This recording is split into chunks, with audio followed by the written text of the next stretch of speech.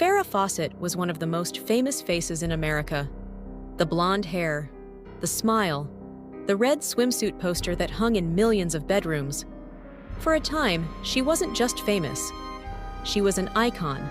But behind that face was a story almost nobody saw.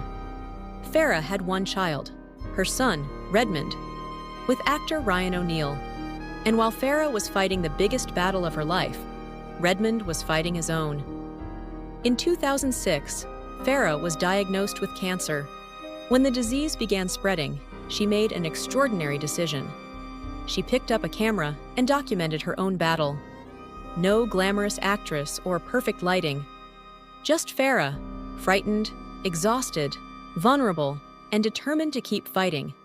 But while the world watched Farrah fight cancer, her son was struggling with addiction and repeated arrests. In April 2009, Redmond was in custody. And somehow, Farrah still got to see him. A judge allowed him a supervised visit. They had only a few hours together. Then, Redmond was taken back, and that would be their last face-to-face meeting. 2 months later, Farrah was dying, and her son was still behind bars. He couldn't sit beside her. He couldn't hold her hand, so he called. He told her he loved her and was deeply sorry. And on June 25, 2009, Farrah Fawcett died. She was 62. The woman millions had watched on television was gone.